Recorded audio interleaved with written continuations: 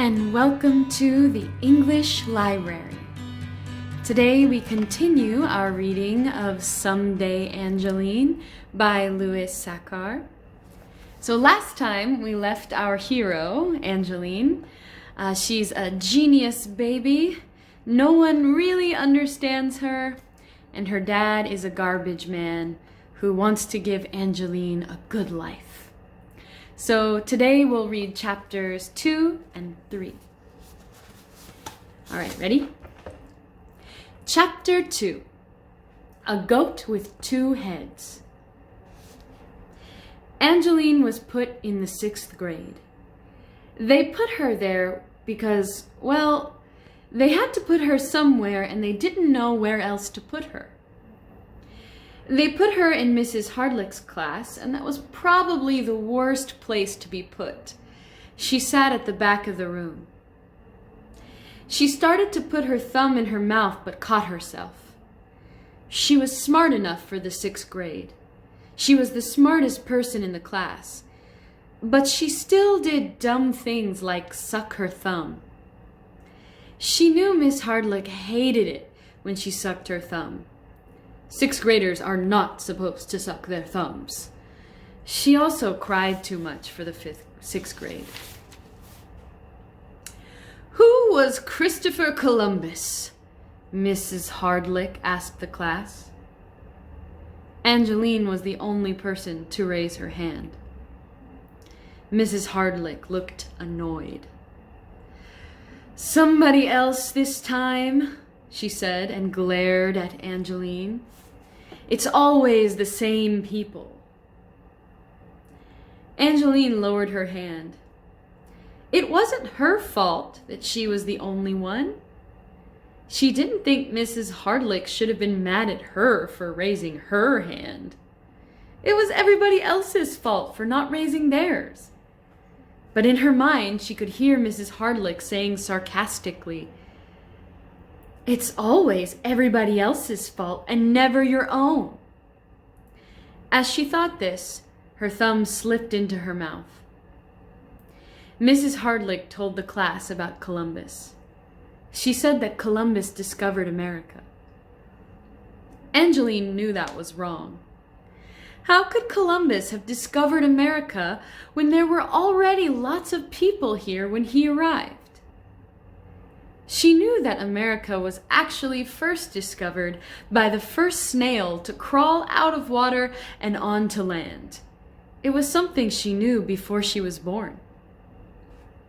However, she tried to give both Mrs. Hardlick and Mr. Columbus the benefit of the doubt.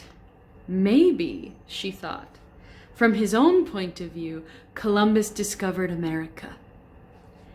But that didn't seem true either, because even after Columbus got here, he still didn't know he was in America. He thought he was in India, which was why he called Americans Indians. Mrs. Hardlick said that Columbus proved the world was round. Angeline knew that was also wrong. If he had really made it to India, then he would have proved it was round because India was east and he sailed west. But he bumped into America first, and he could have sailed to America even if the world was flat. Besides, everybody knows the world is round before they are born. That's why nobody is even slightly surprised when they first learn it in school. These were the thoughts occupying Angeline's mind when Mrs. Hardlick suddenly called her name. "Angeline!" she commanded. "Take your thumb out of your mouth right now." "Oops," she thought as she quickly pulled it out. "We don't suck our thumbs in the 6th grade," said Mrs. Hardlick proudly. She heard some of the other 6th graders snicker. Mrs. Hardlick resented Angeline. She didn't like having an 8-year-old kid in her class of 6th graders. She especially didn't like having an 8-year-old kid who was smarter than she, although Mrs. Hardlick would never admit that Angeline was smart. In Mrs. Hardlick's mind, Angeline was a genius, which had nothing to do with being smart. It was more like being a freak, like a goat with two heads. Only babies suck their thumbs, said Mrs. Hardlick. Angeline felt ashamed. Even kids in the 3rd grade, her age, didn't suck their thumbs anymore.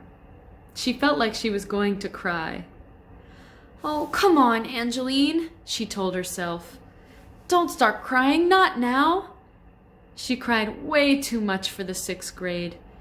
She even cried a lot for the 1st grade. "Look, she's crying," someone teased. She was not. It wasn't true. But then, as soon as she heard that person say it, then, wouldn't you know it, she did start to cry. "She may be smart, but she's still a baby," said someone else. "She's not smart, she's a freak." "Angeline, don't be a crybaby," Mrs. Hardlick admonished her. "If you feel you must cry, go outside. You may come back when you are ready to act like a 6th grader." Still crying, Angeline walked outside. "What a freak," she heard someone say. She sat down outside next to the door. She was wrong. Mrs. Hardlick didn't hate it when she sucked her thumb. It was just the opposite. Mrs. Hardlick loved it. The whole class loved it. They loved to put her down. And whether she realized it or not, that was why she cried. It wasn't because they called her a baby or a freak. It was because they enjoyed it so much. She bit the tip of her thumb and sniffled. She felt just like a double-headed goat. So that was chapter 2. And our protagonist, that means the main character of the book, she is feeling very alone and sad as the youngest person in the 6th grade class. And it seems like people are kind of afraid of her genius. So let's look at chapter 3. A goat with one head. At lunch, she sat by herself on the grass against a tree and ate a peanut butter and Jell-O sandwich. She preferred Jell-O to jelly with her peanut butter. There was a boy, also sitting alone, not too far away from her. She watched him try to open his bag of potato chips. He pulled and pushed the bag in every direction until she was sure that all the chips inside had been smashed to smithereens. Still, the bag would not open. She took another bite out of her peanut butter and Jell-O and tried to keep from laughing. Besides crying too much, Angeline also thought she laughed too much.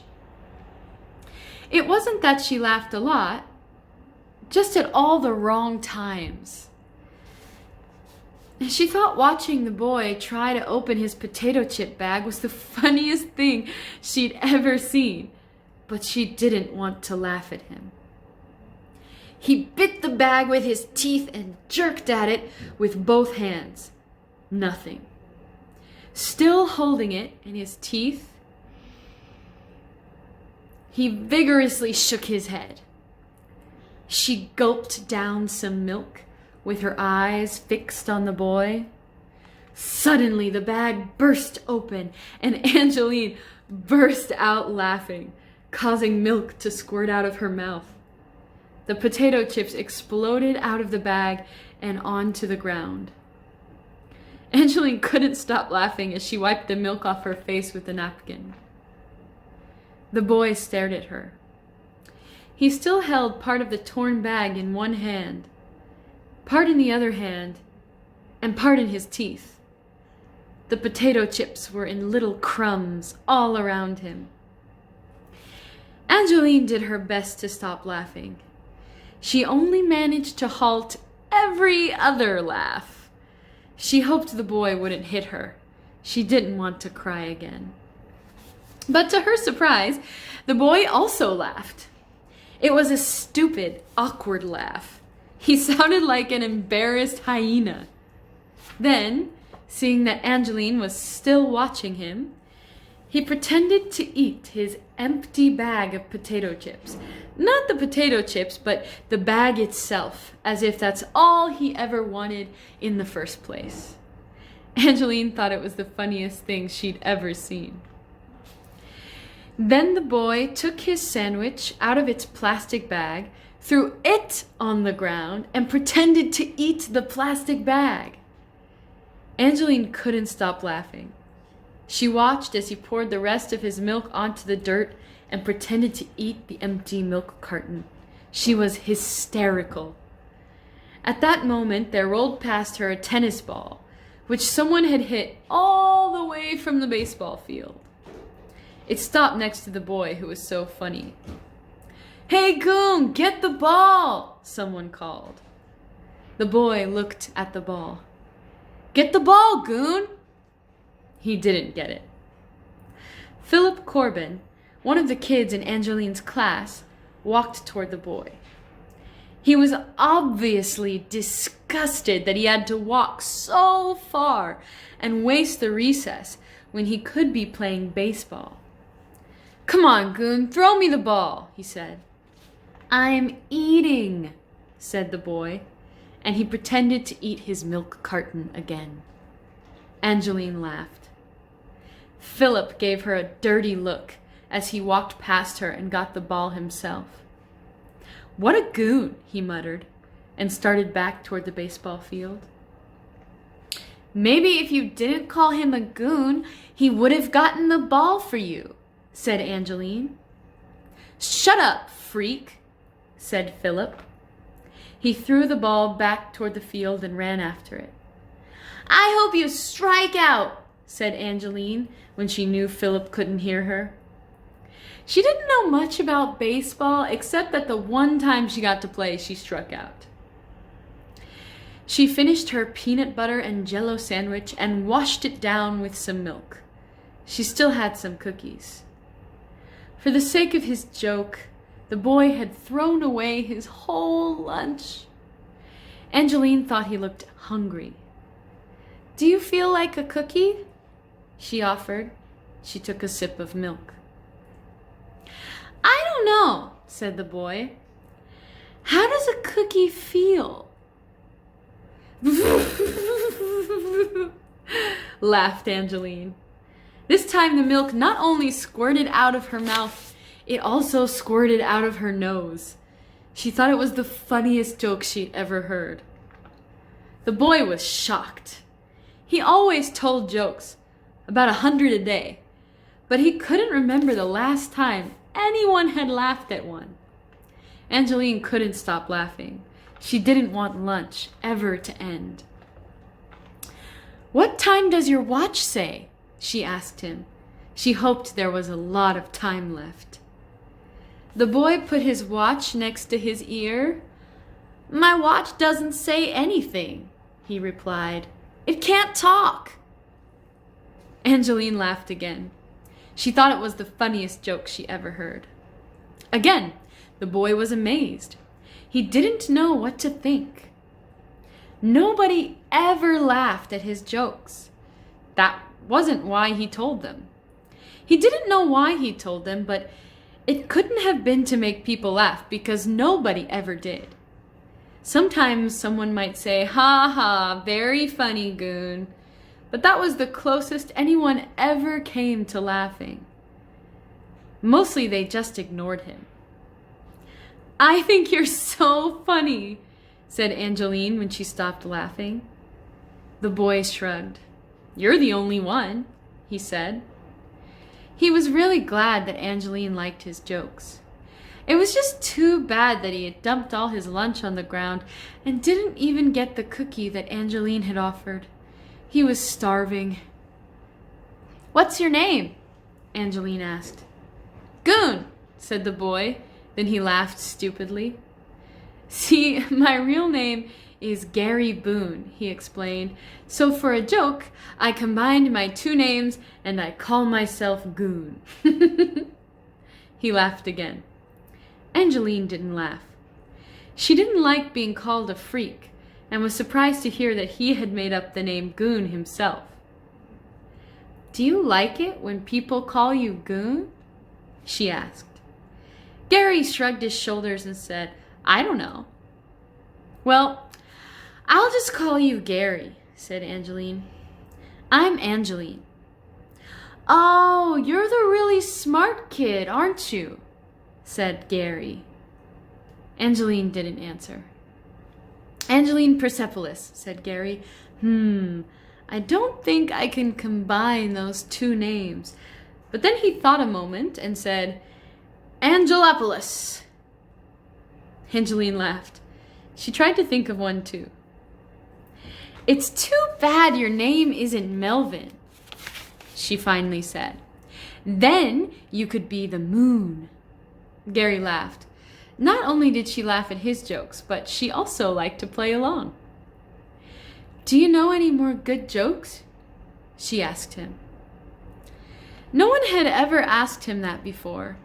He tried to think of his best joke, but for the first time in his life, he couldn't think of one. His mind just went blank. The bell rang. He quickly took off his shoe and then put it back on. What did you do that for? Asked Angeline. Do what? Asked Gary. Take your shoe off and then put it on again. Gary looked around in confusion, utterly bewildered. I don't know, he said. So even though Angeline is quite lonely in her school, it seems like she's made a new friend who is also quite strange and funny and silly and different like her. So that was chapters 2 and 3 of Someday Angeline. I'll see you next time at the English Library. Bye!